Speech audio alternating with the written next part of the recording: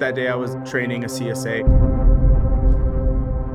We were just patrolling, waiting to get a call for service. And it came across the radio as an abandoned vehicle out on the mesa. This is like my second day, so I was still learning like the 10 codes. I was very comfortable talking on the radio. So I was talking with him on our drive up there. We're not gonna have too many hiccups. I'm gonna let him kind of take some lead. This is just an average call that we get often, no big deal. When we arrived at this call, it turned out completely different. Hey, step out of the car! Let me see your hands! Hands up! Do not run from me! Do not throw yourself in pursuit!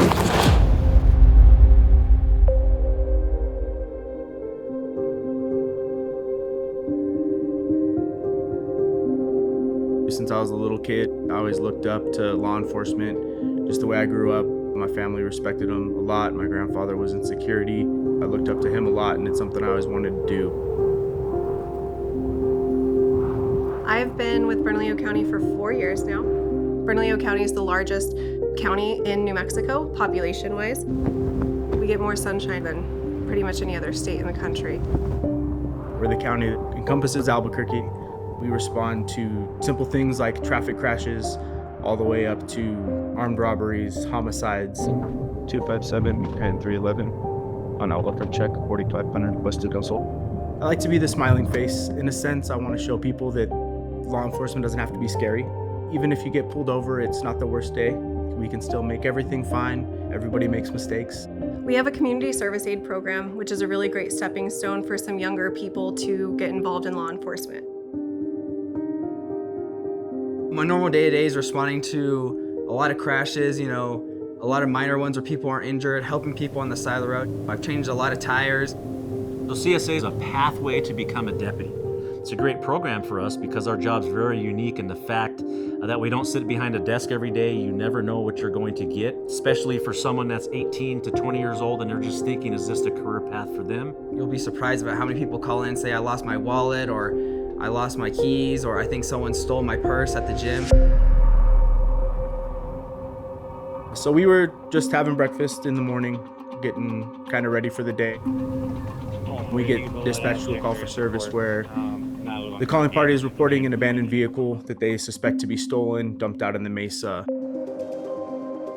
We are going over officer safety, how to approach the vehicle, what we might find, if it was stolen, if it needed to be recovered. I told them, if anything's crazy, stay in the car, get on the radio, call for backup. As we drove up, noticed that the back door was open. It looked like there was some type of animal in the back, maybe like a dog.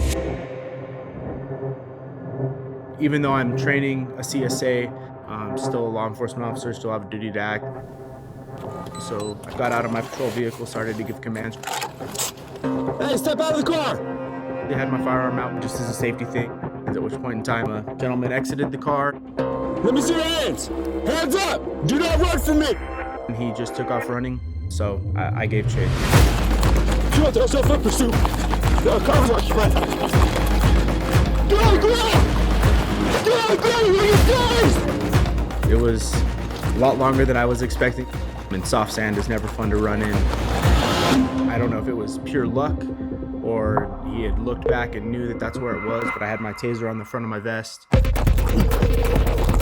as we went to the ground, he reached around, and that was what he pulled out. The criminal element knows what technology we have. The old taser, they knew what was going to happen wearing thicker clothing. They knew it wouldn't work, but this taser was different. I had just gotten the Taser 10 pretty recently, so we had gone through some training on it. It made a sound as soon as it was activated, unlike our old tasers.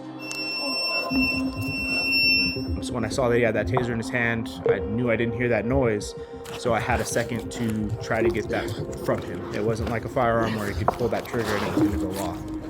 Him knowing the audible sound of, I know that this guy doesn't have my taser on because I haven't heard that sound.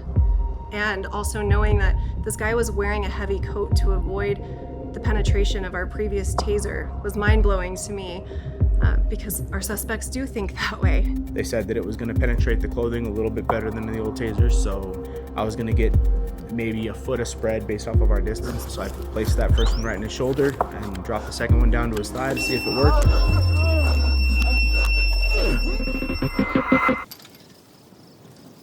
I started to get pretty worried when I could hear over the radio that there was a scuffle.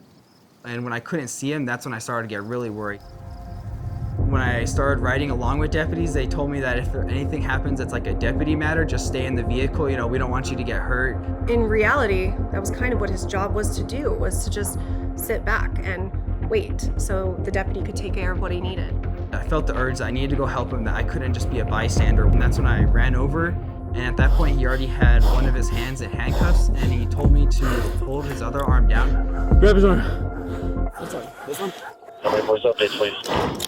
I really appreciate that. It was an extra set of hands that was able to hold that subject down until other deputies got there. 7 to 32. I was able to use his radio. Mine had gotten a little bit of dirt in it, so it wasn't working right. For somebody to have that kind of intuition and the ability to take action, that's a huge deal.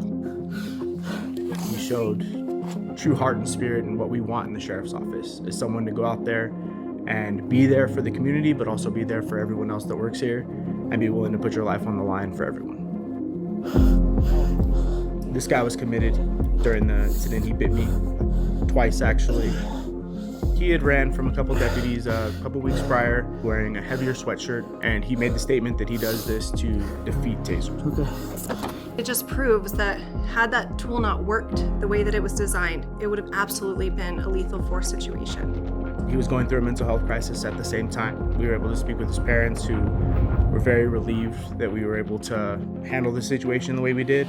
Thank you guys for coming out, and I think he cooperated a little more once you guys kind of told him to calm down, so thank you for that. My son, I'm sorry, he just has mental health, impulsive behavior, and he's got a couple warrants. His mother got to go yell at her son later, rather than bury her son later, was a huge win for our agency. I'm really sorry about your hand. No, I appreciate that, and you guys have a good rest of your day, okay? I'm gonna take off. Okay, good luck. It was very exciting for a second day. It really gave me an eye-opening to the dangers that law enforcement is posed with, but I'm glad to see that we can have the tools to make it safer for them. I don't ever want our deputies to risk their safety by not using lethal force. But if we have the ability, just like in Deputy Otero's story, to save one life with a taser and hopefully rehabilitate this person, and Connor can go through his career knowing that he didn't have to take someone's life and there was another route, that's a beautiful thing.